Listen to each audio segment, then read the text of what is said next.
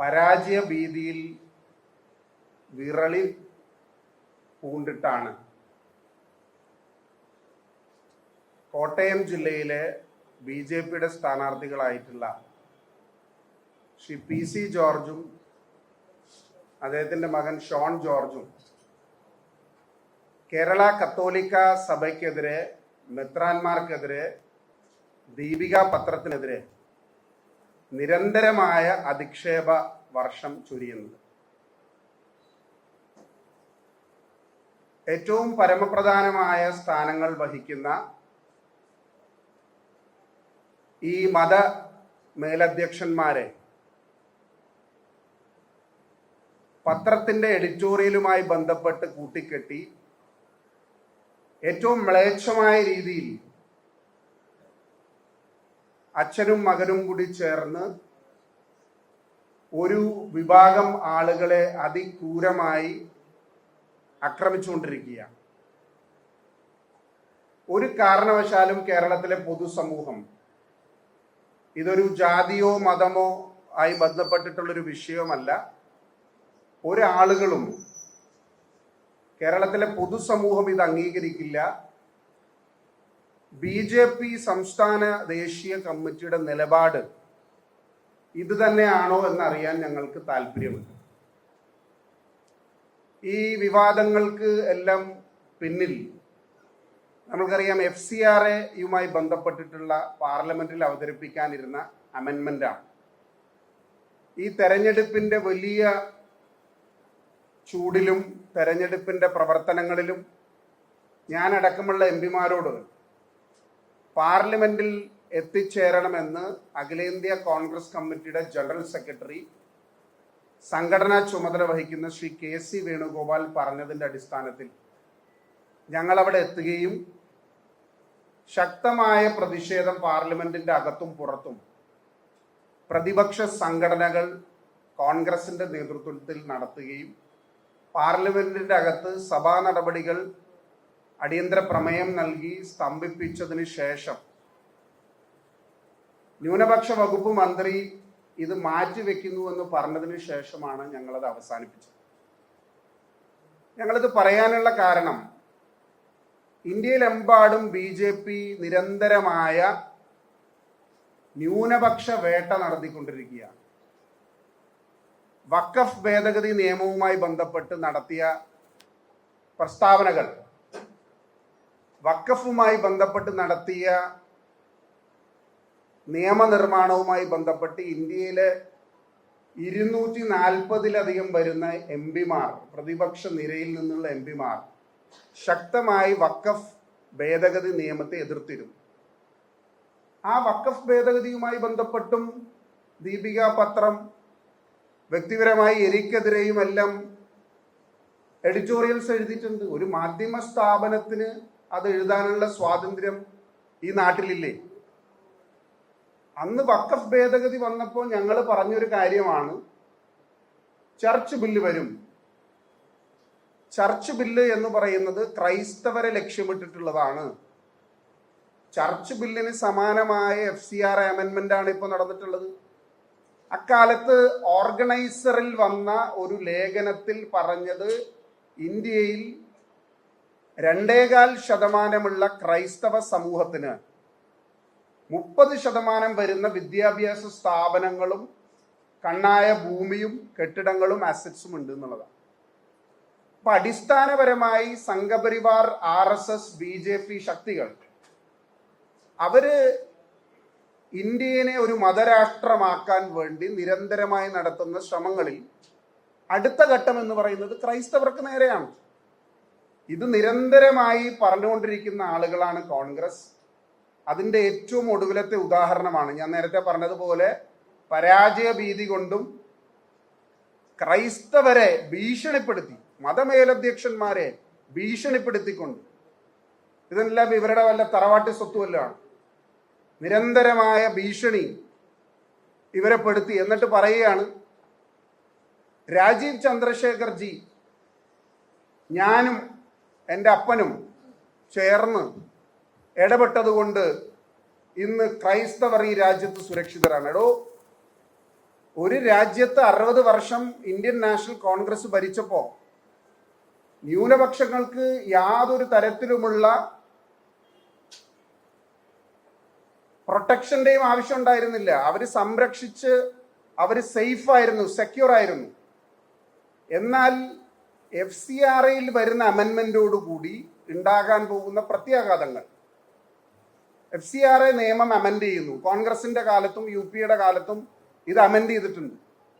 അപ്പോഴൊന്നും ഈ ന്യൂനപക്ഷ സ്ഥാപനങ്ങൾക്ക് ആശങ്ക ഉണ്ടായിട്ടില്ല. Catholics bishops conference of India CBCI വളരെ കൃത്യവും വ്യക്തവുമായ അവരുടെ ലെറ്റർ, അവര് ഇത് സംബന്ധിച്ചിട്ടുള്ള ഒരു കത്ത് പ്രധാനമന്ത്രിക്കും ആഭ്യന്തരമന്ത്രിക്കും നൽകിയിട്ടുണ്ട്. ഞങ്ങൾ കോൺഗ്രസ് പാർട്ടിയുടെ MPമാരും നൽകിയിട്ടുണ്ട്. അതിൽ വളരെ കൃത്യമായി എങ്ങനെയാണ് ഇത് എഫക്ട് ചെയ്യാൻ പോകുന്നതെന്ന് പറയുന്നുണ്ട്.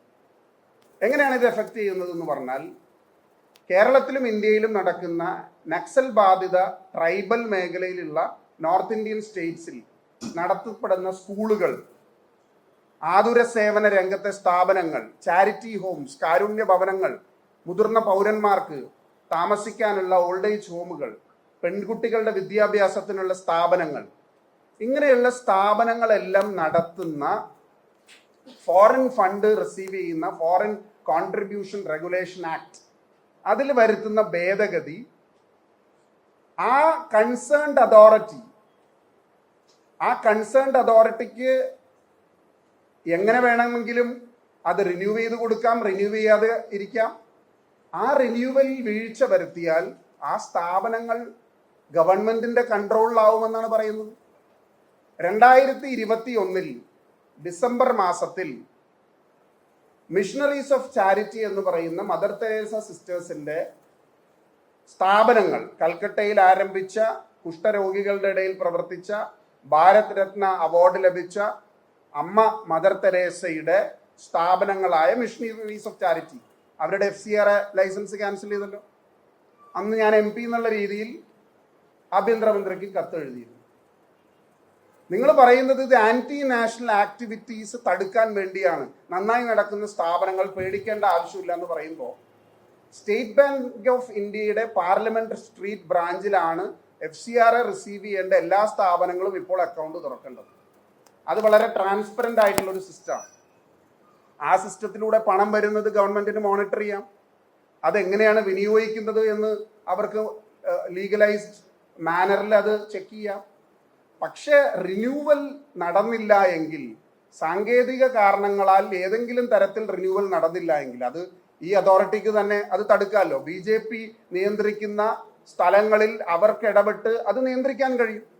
അങ്ങനെയുള്ള നിയന്ത്രണത്തിന് വിധേയമായി റിന്യൂവൽ നടത്താത്ത സ്ഥാപനങ്ങളെ ഇവരെ ഏറ്റെടുക്കുമെന്ന് പറഞ്ഞാൽ ഇവർക്ക് വൈരാഗ്യം തീർക്കാനുള്ള ഒരു അവസരമായി ക്രൈസ്തവ മിഷണറിമാരുടെ സ്ഥാപനങ്ങൾ മാറും. ഇനി ന്യൂനപക്ഷങ്ങളുടെ കാര്യം ഒരു ഭാഗത്ത് നിൽക്കട്ടെ. അമ്നസ്റ്റി ഇന്ത്യ എന്ന് പറയുന്ന, ഗ്രീൻ പീസ് എന്ന് പറയുന്ന, പീപ്പിൾസ് വാച്ച് എന്ന് പറയുന്ന, ലോയേഴ്സ് നെറ്റ്വർക്ക് എന്ന് പറയുന്ന ഇതുപോലുള്ള ഒരുപാട് NGOs ഇന്ത്യയിലെമ്പാടും ഇന്റർനാഷണൽ ഓർഗനൈസേഷൻസിന്റെ ഫണ്ടിങ്ങോടുകൂടി അവരുടെ സോഷ്യൽ വർക്ക് നടത്തിയിരുന്നു. രാഷ്ട്രീയ പാർട്ടികളോ ഗവൺമെന്റുകളോ തദ്ദേശീയ സ്ഥാപനങ്ങളോ എത്താത്ത പലയിടങ്ങളിലും അവരുടെ സേവനം ലഭിച്ചിരുന്നു. അങ്ങനെയുള്ള സ്ഥാപനങ്ങൾ ലിമിറ്റ് ചെയ്യപ്പെടുകയോ അവരുടെ പ്രവർത്തനം ഇന്ത്യയിൽ അവസാനിപ്പിക്കുകയോ ചെയ്തു. അപ്പോൾ ഓൾറെഡി ഒരുപാട് നിയന്ത്രണങ്ങളുള്ള BJP സർക്കാർ തന്നെ വരുത്തിയിട്ടുള്ള അമെൻമെന്റുകളും റെസ്ട്രിക്ഷൻസും നിലവിൽ നിൽക്കുമ്പോൾ FCRAയെ കുറിച്ചിട്ടുള്ള ആശങ്കകൾ CBCIയും ക്രൈസ്തവ വിഭാഗവും രേഖപ്പെടുത്തിയതിൽ എന്താ തെറ്റ്? ഈ രാജ്യത്ത് ഒരു സ്ഥാപനത്തിന്, ഒരു സമുദായത്തിന്, ഒരു സമൂഹത്തിന് അവരുടെ അഭിപ്രായങ്ങൾ പറയാനുള്ള സ്വാതന്ത്ര്യം ഇല്ലേ? അപ്പൊ പറയാണ്, ഞങ്ങൾ വിചാരിച്ചപ്പോ ഞങ്ങൾ ഇടപെട്ട് ഇത് ഇപ്പോ മാറ്റിവെച്ചിരിക്കുക, ഞങ്ങൾ ചർച്ചയ്ക്ക് തയ്യാറാണ്. എടോ, നിലവിൽ നന്നായി നടന്നുകൊണ്ടിരിക്കുന്ന ഒരു സിസ്റ്റത്തിൽ നിങ്ങൾ അതിൽ നിയന്ത്രണം ഏർപ്പെടുത്താൻ കൊണ്ടുവന്നിട്ട് ആ നിയന്ത്രണം ഞങ്ങൾ ഏർപ്പെടുത്തിയിരുന്നില്ല, അത് ഏർപ്പെടുത്തില്ല, അത് മാറ്റിവെച്ച് ചർച്ച ചെയ്യും. എന്തിനാ അങ്ങനെ ഒരു സിറ്റുവേഷൻ ക്രിയേറ്റ് ചെയ്യുന്നത്? അപ്പോ ന്യൂനപക്ഷങ്ങളെ വേട്ടയാടാൻ വേണ്ടിയിട്ടുള്ള കഴിഞ്ഞ 10 വർഷക്കാലം നിങ്ങൾ നോക്കിയാൽ അറിയാം. ഈ കഴിഞ്ഞ വർഷം എത്ര കന്യാസ്ത്രീമാരെയാണ്, എത്ര പുരോഹിതരെയാണ് വടക്കേന്ത്യൻ സംസ്ഥാനങ്ങളിൽ ആക്രമിക്കപ്പെട്ടത്?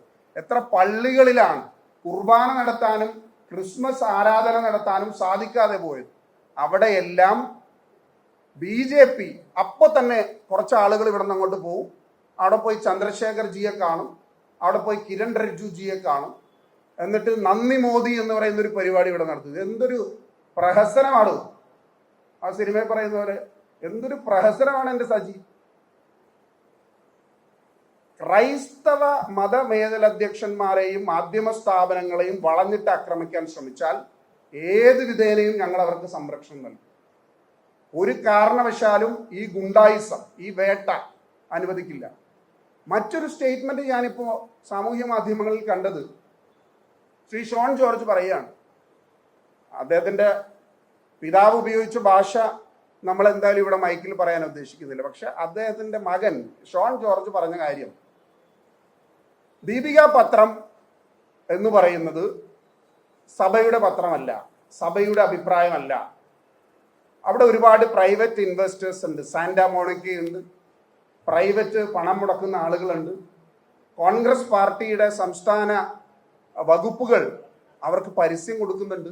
എല്ലാ പത്രങ്ങൾക്കും, ഇവിടെ ഇരിക്കുന്ന എല്ലാ മാധ്യമങ്ങളിലും, എല്ലാ വിഷ്വൽ മീഡിയയിലും പ്രിന്റ് മീഡിയയിലും ഒക്കെ തെലങ്കാനയുടെയും കർണാടകയുടെ ഒക്കെ പരസ്യം വന്നിട്ടുണ്ട്. ഞങ്ങൾ അതൊന്നും നിഷേധിച്ചിട്ടില്ലല്ലോ.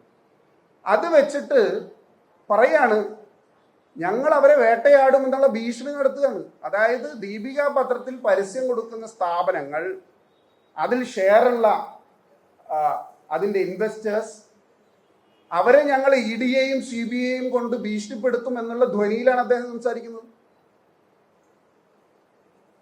കേരളത്തിൽ ഒരു സീറ്റ് പോലും ഇല്ലാത്ത ഒരു പാർട്ടി ദേശീയ തലത്തിൽ അധികാരമുണ്ട് എന്ന് വെച്ച് നിരന്തരമായി ന്യൂനപക്ഷ വിരുദ്ധ പ്രസ്താവനകളും അവരെ ഭയപ്പെടുത്തുന്ന, ഭീതിപ്പെടുത്തുന്ന സ്ഥിതിവിശേഷം ഇനി കേരളം കൈകെട്ടി നോക്കി നിൽക്കില്ല.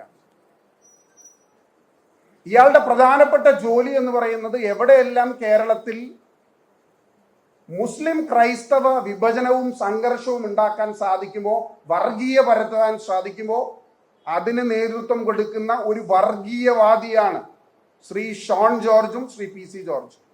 ഒരു കാരണവശാലും അംഗീകരിക്കില്ല. കേരളത്തിൽ ക്രൈസ്തവ വിഭാഗങ്ങളെയും മുസ്ലിം വിഭാഗങ്ങളെയും അവരെ തമ്മിൽ തല്ലിപ്പിക്കാൻ വേണ്ടിയിട്ടുള്ള കൊട്ടേഷൻ BJPയിൽ നിന്ന് ഏറ്റെടുത്തിട്ട് 2 സീറ്റ് അസംബ്ലിയിൽ മേടിച്ച് എല്ലാ ആനുകൂല്യങ്ങളും പറ്റി നടക്കുന്ന ഇവന്മാരെയൊന്നും വെച്ചു പൊറപ്പിക്കാൻ കേരള സമൂഹം തയ്യാറാവില്ല. ഞാനൊരു കാര്യം ചോദിക്കട്ടെ, ഷോൺ ജോർജും PC ജോർജും എങ്ങനെയാണ് കേരളത്തിൽ BJPയിൽ എസ്റ്റാബ്ലിഷ് ചെയ്തതെന്ന് നിങ്ങൾക്കറിയോ? ഈ പിതാക്കന്മാരുടെ കാല് പിടിച്ച് അവരെ ഡൽഹിയിൽ മോദിയുടെ ക്രൈസ്തവ മേലധ്യക്ഷന്മാർക്ക് പ്രധാനമന്ത്രിയുടെ വിരുന്ന്, ക്രിസ്മസ് വിരുന്നിൽ എത്തിക്കുക, ഇതാണ് ജോലി. ഇവരെ എത്തിച്ചു കഴിഞ്ഞിട്ട് ഇവരെ കാണിച്ച് ഇവരുടെ തലയെണ്ണി ആ ആനുകൂല്യങ്ങൾ പറ്റുക, എന്നിട്ട് ഇവരെ തെറി വിളിക്കുക. എടോ, ബിഷപ്പുമാരെ മുഴുവൻ ഡൽഹിയിൽ എത്തിച്ച് പ്രധാനമന്ത്രിയെ അമിത്ഷായും കാണിച്ച് എന്ത് കാര്യം നിങ്ങൾ ഇവർക്ക് ചെയ്തു കൊടുത്തിട്ടുള്ളത്? നിങ്ങൾ കുറെ നേരമായിട്ട് കോൺഗ്രസിനെ അധിക്ഷേപിക്കുന്നുണ്ടല്ലോ, കോൺഗ്രസിനെ ആക്ഷേപിക്കുന്നുണ്ടല്ലോ. Every minority in this country was safe and secure under the Indian National Congress and UPA rule. ആർക്കും ഈ ആശങ്ക ഉണ്ടായിരുന്നില്ല. വേറെ ഒരുപാട് സ്ഥാപനങ്ങളുണ്ട്. മാതാ അമൃതാനന്ദമയി ദേവിയുടെ സ്ഥാപനവും ഈ FCRA പരിധിയിൽ വരുന്നതാണ്. എല്ലാവർക്കും ആശങ്കയുണ്ട്. ചില ആളുകൾ അത് പ്രകടിപ്പിക്കുന്നു, ചില ആളുകൾ അത് പ്രകടിപ്പിക്കുന്നില്ല എന്ന് മാത്രമേ ഉള്ളൂ. അപ്പോ സഭാ മേലധ്യക്ഷന്മാരുടെയും ക്രൈസ്തവ വോട്ടുകളുടെയും അക്കൗണ്ട് പറഞ്ഞ് സീറ്റ് വാങ്ങിച്ച് BJPയിൽ സ്ഥാനമാനങ്ങൾ മേടിച്ച് വല്ലതും നക്കി തിന്നാനുള്ളത് നക്കി തിന്ന് പോയാൽ മതി. കേരളത്തിലെ ഇന്ത്യയിൽ വരുന്ന 2.25% ക്രൈസ്തവര് BJPയുടെ കരുണയിലാണ് ജീവിക്കുന്നത് എന്ന PC ജോർജിന്റെ മനസ്സിലിരിപ്പും വർത്താനമൊക്കെ കയ്യിൽ വെച്ചാൽ മതി.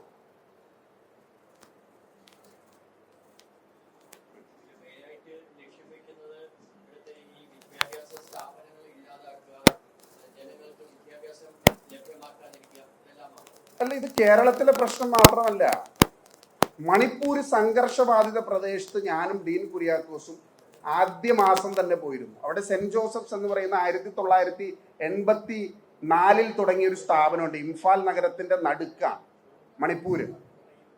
അവിടെ നിരന്തരമായി ആക്രമിക്കപ്പെടുകയാണ്. കണ്ണായ ഭൂമിയാണ്. നിങ്ങൾ ക്രൈസ്റ്റ് കോളേജ് എടുത്തു നോക്കിക്കോ, യൂണിവേഴ്സിറ്റി ബാംഗ്ലൂര്, എത്ര ഏക്കർ ഭൂമിയിലാണത്? എല്ലാ പ്രധാനപ്പെട്ട പള്ളികളും എഡ്യൂക്കേഷൻ ഇൻസ്റ്റിറ്റ്യൂഷൻസും ഓർഫണേജസും വെൽഫെയർ സെന്ററുകളും സെമിനാരികളും എല്ലാം ഇന്ത്യയിലെ, നോർത്ത് ഇന്ത്യയിലെ, മധ്യപ്രദേശിലെ, ഛത്തീസ്ഗഡിലെ, ജാർഖണ്ഡിലെ, ഡൽഹിയിലെ എല്ലാം കണ്ണായ ഭൂമിയിലുള്ള സ്ഥലങ്ങളാണ്. ആ സ്ഥലങ്ങൾ ഏറ്റെടുക്കുക എന്നതാണ് RSSന്റെ മൗത്ത് പീസായ ഓർഗനൈസറിൽ പറഞ്ഞിട്ടുള്ളത്. നിങ്ങൾ ഇവിടെ എന്ത് കാലിട്ടടിച്ചാലും അടിസ്ഥാനപരമായ അവരുടെ RSS ഐഡിയോളജിയിലേക്ക് മുസ്ലിം വിഭാഗത്തിന് ശേഷം ക്രൈസ്തവ വിഭാഗമാണ് എന്ന് ഓർത്താൽ മതി. അതിനു വേണ്ടിയിട്ടുള്ള പരിശ്രമങ്ങളാണ് നടത്തുന്നത്. അത് ഇവിടെ ഇവമാരിട്ട് വായിട്ട് അലച്ചാലൊന്നും അത് മാറാനൊന്നും പോകുന്നില്ല. എന്തായിരുന്നു നന്ദി മോദി എന്ന് പറഞ്ഞ് ഇവിടെ പരിപാടി നടത്തിയല്ലോ. അവർക്ക് ഭൂമി വാങ്ങിച്ചു കൊടുക്കാൻ സാധിച്ചോ? മുനമ്പത്തെ ജനതയ്ക്ക് നീതി കൊടുക്കാൻ പറ്റിയോ? ഞങ്ങള് പറഞ്ഞല്ലോ, വഖഫ് ബില്ല് വേറെയാണ്, മുനമ്പം ഭൂമിയുമായിട്ട് ഇതിന് ബന്ധമില്ല.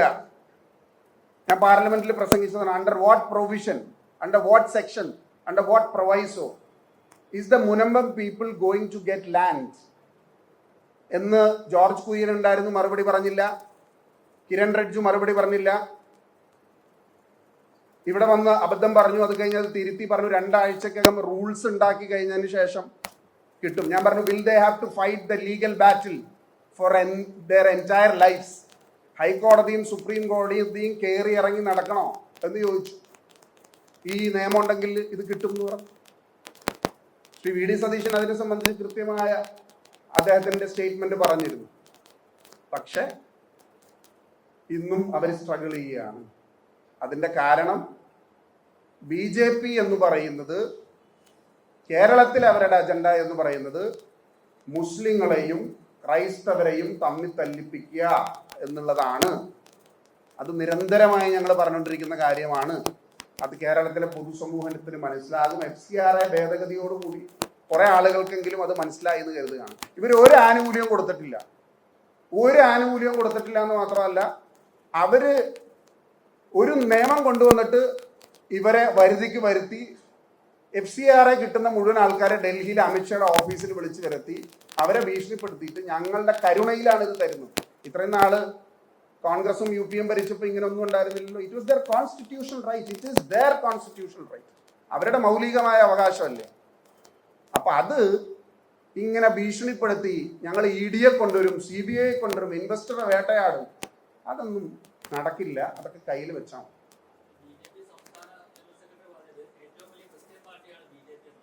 അല്ല, നല്ല കാര്യമല്ലേ. ക്രൈസ്തവർക്ക് കൂടുതൽ ബോധ്യമുണ്ടായി ആ പാർട്ടിയിലേക്ക് പോവുകയാണെങ്കിൽ വളരെ നല്ല കാര്യം. അവർക്ക് കൂടുതൽ ആനുകൂല്യങ്ങൾ അതുവഴി കിട്ടുമെങ്കിൽ നല്ല കാര്യം. നമുക്ക് ഈ ഇലക്ഷൻ റിസൾട്ട് കൂടി ഒന്ന് വന്നോട്ടെ, എന്നിട്ട് നമുക്ക് അതിനെക്കുറിച്ച് വളരെ ഓത്തന്റിക് ആയിട്ട് അവർക്ക് സംസാരിക്കാൻ കഴിയുള്ളൂ.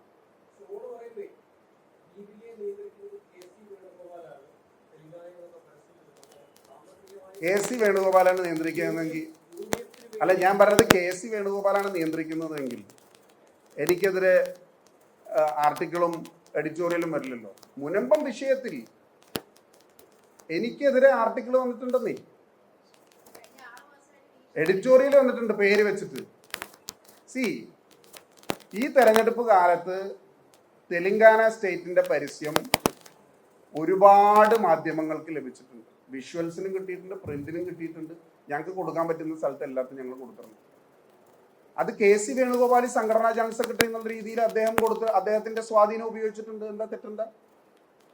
ഞങ്ങൾ പബ്ലിക്കിന്റെ, കേരളത്തിലെ പൊതുജനങ്ങളുടെ പണം അപഹരിച്ച് ഞങ്ങള് CPMന്റെ പരസ്യവും പിണറായി വിജയന്റെ പരസ്യവും കൊടുത്തില്ലല്ലോ. വളരെ കൃത്യവും വ്യക്തവുമായി KC വേണുഗോപാലിന്റെ ഇടപെടൽ സംഘടനാ ജനറൽ സെക്രട്ടറി എന്നുള്ള രീതിയിൽ കർണാടകയിലും ഉണ്ടായിട്ടുണ്ട്, അതുപോലെ തന്നെ തെലങ്കാനയിലും ഉണ്ടായിട്ടുണ്ട്. ഞങ്ങൾ അതിൽ മറച്ചു വെക്കുന്ന കാര്യം എന്താ? അപ്രിയമായ സത്യങ്ങൾ ചില ആൾക്കാർക്ക് ഇഷ്ടപ്പെട്ടെന്ന് വരില്ല. പക്ഷെ ഒരു മാധ്യമ സ്ഥാപനത്തിന് അത് പറയാതിരിക്കാൻ സാധിക്കും. FCRA എന്ന് പറയുന്നത് ഒരു വലിയ പ്രതിസന്ധി നിറഞ്ഞ ന്യൂനപക്ഷങ്ങളെ, ക്രൈസ്തവർക്ക് വലിയ പ്രതിസന്ധി സൃഷ്ടിക്കാൻ പോകുന്ന ഒരു നിയമമാണ്. അതിപ്പോഴും വിഡ്രോ ചെയ്തെന്ന് പറയുന്നല്ലോ, മാറ്റിവെച്ചെന്നല്ലേ പറയുന്നുള്ളൂ, ചർച്ച ചെയ്യാമെന്നല്ലേ പറയുന്നുള്ളൂ. CBCI അയച്ച കത്തിൽ വളരെ ക്ലാരിറ്റിയോടുകൂടി അവർ കാര്യങ്ങൾ പഠിച്ചു പറഞ്ഞിട്ടുണ്ട്. അതിൽ പഠിച്ചു പറഞ്ഞ് ഇത് ചെയ്യാൻ പറ്റുന്ന ഒരുപാട് കഴിവുള്ള ആളുകളുണ്ട്, അവർ പറഞ്ഞിട്ടുണ്ട്. അപ്പോ കോൺഗ്രസിന് വേണ്ടി എഴുതുന്നതാണെന്നൊക്കെ അവര് അടിയന്തരാവസ്ഥയിൽ മുഖപ്രസംഗം ഇന്ദിരാഗാന്ധിക്കെതിരായിരുന്നല്ലോ. എങ്ങനെ കോൺഗ്രസ് പത്രമാകുന്നു?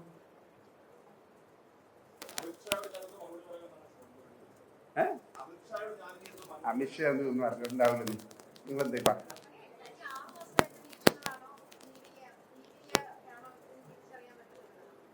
ദീപികയാണോ വീക്ഷണമാണോ? അല്ല, അതാണ് ഞാൻ പറഞ്ഞത്. വിഷയാസ്പദമായി ഇഷ്യൂസിനെ റിലേറ്റ് ചെയ്ത് ഒരു പത്രം, മലയോര കർഷകർക്ക് വലിയ സ്വാധീനമുള്ള ഒരു പത്രം, ആ വിഷയങ്ങൾ അവരെ ഏറ്റെടുക്കുന്നതിൽ എന്താ തെറ്റുന്നേ? അത് ഞങ്ങൾക്കെതിരെയും നിരന്തരം പറഞ്ഞിട്ടുണ്ട്, കോൺഗ്രസിനെതിരെയും പറഞ്ഞിട്ടുണ്ടെന്നേ. ഞാൻ കാണിച്ചു തരാമല്ലോ, ഞാൻ ആ ഡേറ്റ് ഓർക്കുന്നില്ല, ഞാൻ വരുന്നതിന് മുമ്പ് ഒന്ന് ചെക്ക് ചെയ്യണമെന്ന് ഓർത്താ. എല്ലാവർക്കും എതിരെ പറഞ്ഞിട്ടുണ്ട്. കോൺഗ്രസിന് FCRAയിൽ ഈ പറയുന്ന മതമേലധ്യക്ഷന്മാർക്ക് ഒരുപാട് ആശങ്കകളുണ്ട്. അത് കത്തോലിക്ക സഭ മാത്രമല്ല, എല്ലാ ക്രൈസ്തവ വിഭാഗം മേലധ്യക്ഷന്മാരും അതിൽ വിശ്വസിക്കുന്ന ആളുകളും അതിലുണ്ട്. അതിലില്ലാത്ത ആൾക്കാരും ഉണ്ടാവും കേട്ടോ, അതിൽ ആശങ്കയില്ലാത്ത ആൾക്കാരും ഉണ്ടാവും. ആശങ്കയുള്ള ആൾക്കാരെല്ലാം ഒരു പ്ലാറ്റ്ഫോമിൽ വന്ന് അതിനെക്കുറിച്ച് പറഞ്ഞു. അത് റീത്ത് വ്യത്യാസമില്ലാതെ, സഭ വ്യത്യാസമില്ലാതെ, കത്തോലിക്കരെന്നോ നോൺ കാത്തലിക്സ് എന്നോ വ്യത്യാസമില്ലാതെ മുഴുവൻ മതവിഭാഗക്കാരും ക്രൈസ്തവരായിട്ടുള്ള ആളുകൾ അതിൽ അഭിപ്രായം പറഞ്ഞിട്ടുണ്ട്.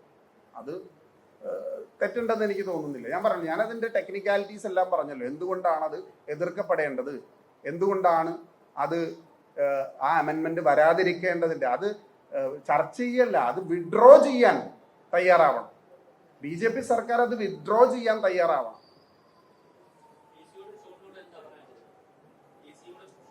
ഞാൻ പറഞ്ഞല്ലോ, ഈ വരട്ടും ഈ വേട്ടയാടലും BJPയെ കണ്ടുകൊണ്ട് നടത്തണ്ട. അവർക്ക് ഞാൻ പറഞ്ഞല്ലോ, ആ കോട്ടയിൽ വല്ലതും മേടിക്കാനുള്ളത് മേടിച്ചോട്ടെ, അല്ലാതെ ബാക്കിയുള്ളവരെല്ലാവരും മണ്ടന്മാരാണ് എന്ന രീതിയിലുള്ള പ്രസ്താവനകളൊന്നും ഒരു കാരണവശാലും അംഗീകരിക്കാൻ പറ്റില്ല. നമ്മൾക്ക് തെരഞ്ഞെടുപ്പ് റിസൾട്ട് കഴിയുമ്പോൾ ആ ഒരു ആശങ്ക ഉണ്ടാവും, ആ ഒരു ഭീതിയിൽ വന്ന സ്റ്റേറ്റ്മെന്റ് ആണെന്ന് കരുതുന്നു. PC ജോർജ് നമ്മൾ പ്രത്യേകിച്ച് പറയേണ്ട കാര്യമുള്ള കാര്യമാണ്. തെരഞ്ഞെടുപ്പ് ഫലം ഞാൻ പാലക്കാട് പോയി, ആലപ്പുഴയിൽ പോയി, പല സ്ഥലങ്ങളിൽ പോയി, ഞാൻ മനസ്സിലാക്കിയതെടുത്തോളം കോൺഗ്രസിന് UDFന് വ്യക്തമായ ഒരു മേൽക്കൈയുള്ള തെരഞ്ഞെടുപ്പായിരിക്കും. ഇതിൽ ഞങ്ങൾ വലിയ ഭൂരിപക്ഷത്തിൽ അധികാരത്തിൽ വരും. എറണാകുളം ജില്ലയിൽ ഒരു ക്ലീൻ സ്വീപ്പ് ആയിരിക്കും.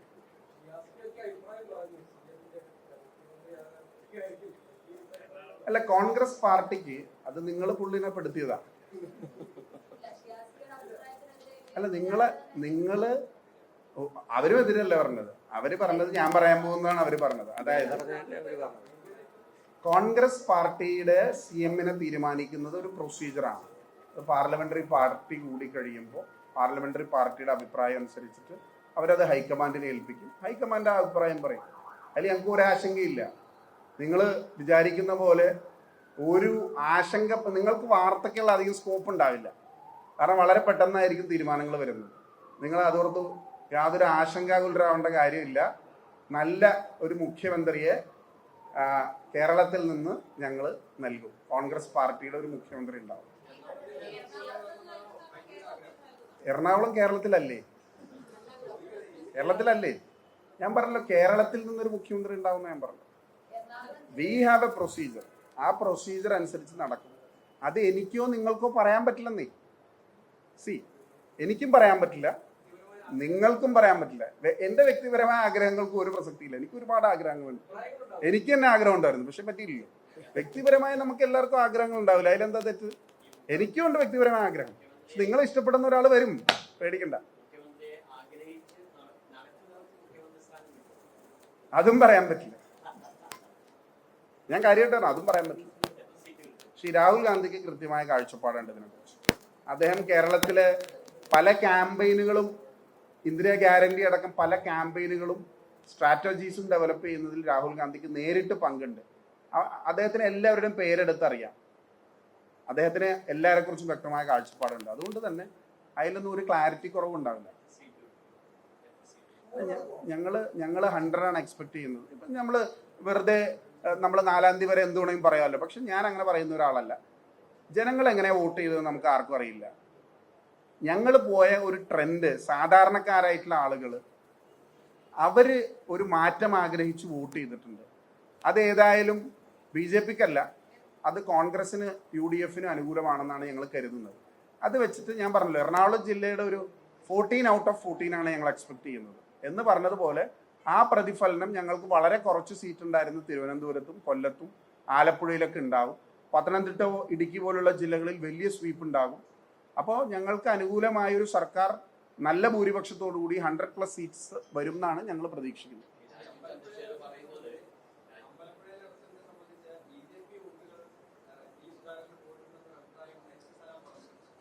അല്ല, അപ്പം മനസ്സിലായല്ലോ, റിസൾട്ടിന്റെ കാര്യത്തിൽ ഒരു ധാരണയല്ലോ. അതായത് ഞാൻ 1,69,000 വോട്ടിന് P രാജീവിനെതിരെ ജയിച്ചപ്പോഴും ഇവിടെ പറഞ്ഞത് 10,000 വോട്ടിന് അവർ ജയിക്കുന്ന. പണ്ട് CPMന് ലോക്കൽ കമ്മിറ്റി, ബ്രാഞ്ച് കമ്മിറ്റി വക ഒരു കണക്കുണ്ടായിരുന്നു, കൃത്യമായിരുന്നു ആ കണക്ക്. ആ കണക്കൊക്കെ പോയിട്ട് ഒരു 10 വർഷമായി. ഇപ്പൊ അവര്, നിങ്ങൾ നോക്കിക്കോ, 5,000 വോട്ടിനും 10,000 വോട്ടിനും ജയിക്കും, 5,000 വോട്ടിനും ജയിക്കും എന്ന് പറയുന്ന, 2,000 വോട്ടിന് ജയിക്കും എന്ന് പറയുന്ന കോൺസ്റ്റിറ്റ്യുവൻസി അവർ ഒരു കാരണവശാലും ജയിക്കാൻ പോകുന്നില്ല. പിന്നെ അവർ പറയുന്നത് 72 സീറ്റ് മുതൽ 75 സീറ്റ് വരെ ജയിക്കുന്നു. അപ്പോൾ ഉറപ്പിച്ചോ അവർക്ക് അധികാരം കിട്ടില്ല എന്നുള്ളതാണ്. അതാണ് കണക്ക്. അതെ, പുള്ളിക്ക് എന്തും പറയാലോ. പുള്ളിക്ക് എന്ത് പറയുന്നതിൽ എന്താ കുഴപ്പം? പുള്ളിയുടെ കാര്യം വലിയ പരിങ്ങലിലാണെന്നാണ് ഞങ്ങൾക്ക് മനസ്സിലാക്കാൻ സാധിക്കുന്നത്. ഞങ്ങൾ ആഗ്രഹിക്കുന്നതും BJP കേരളത്തിൽ ഒരു അക്കൗണ്ട് തുറക്കരുത് എന്നുള്ളതാണ്. CPM സഹായം കിട്ടിയാലും അത് തുറക്കരുതെന്നാണ് ഞങ്ങളുടെ ആഗ്രഹം. നേമത്തും ഞാനിപ്പോൾ നമ്മുടെ കൊളീഗ് ശബരിയൊക്കെ ആയിട്ട് സംസാരിച്ചപ്പോൾ അനുകൂലമായൊരു ഘടകം ഉണ്ടെന്നാണ് മനസ്സിലാക്കാൻ സാധിക്കുന്നത്. ഒരുപാട് പോസിറ്റീവ് ഫാക്ടേഴ്സ് ശബരിക്ക് ഫേവറബിളായി വർക്ക് ചെയ്തു എന്നാണ് ഞങ്ങൾ മനസ്സിലാക്കുന്നത്.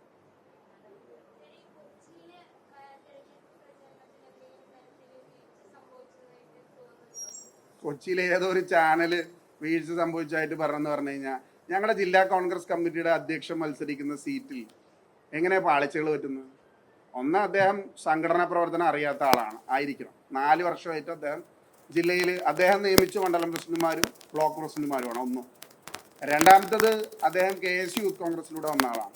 പിന്നെ MP ആയിട്ട് ഞങ്ങളൊക്കെ ഉണ്ടല്ലോ, ഞങ്ങളൊക്കെ അത് വളരെ നന്നായി മോണിറ്റർ ചെയ്തിട്ടുണ്ട്. ഷിയാസ് കൊച്ചിയിലെ വലിയ ഭൂരിപക്ഷത്തിൽ ഷിയാസ് കൊച്ചിയുടെ MLA ആയിട്ട് ജയിക്കും. അത് വളരെ വ്യക്തവും കൃത്യമായിട്ട് പറയുകയാണ്.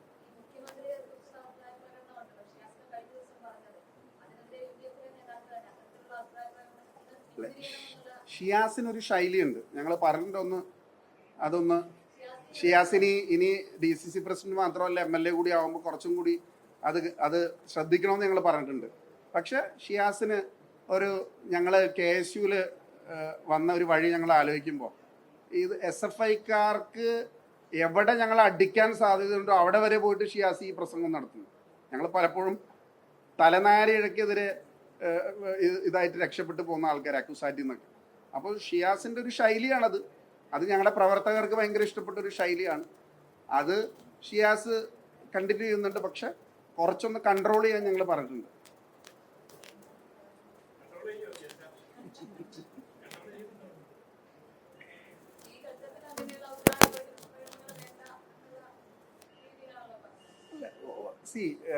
പിണറായി വിജയനെ പോലെ ഒരാളെ വിമർശിക്കാൻ, ആ വിമർശിക്കുന്നത് കേരളത്തിലെ സാധാരണക്കാർക്ക് ഇഷ്ടമാണ്.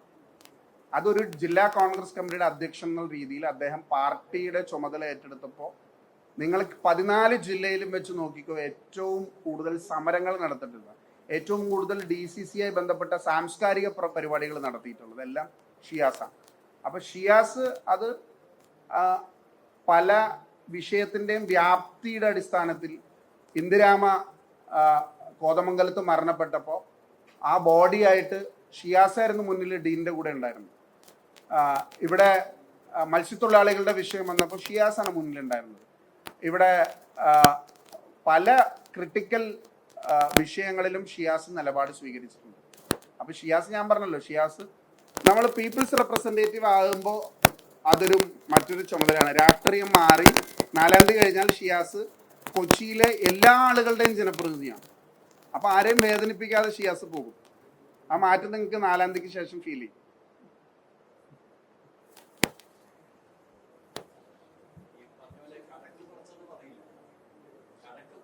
അല്ല, ഞങ്ങളുടെ campaign, social media campaign tag line കടക്ക് പുറത്തൊന്നായിരുന്നല്ലോ.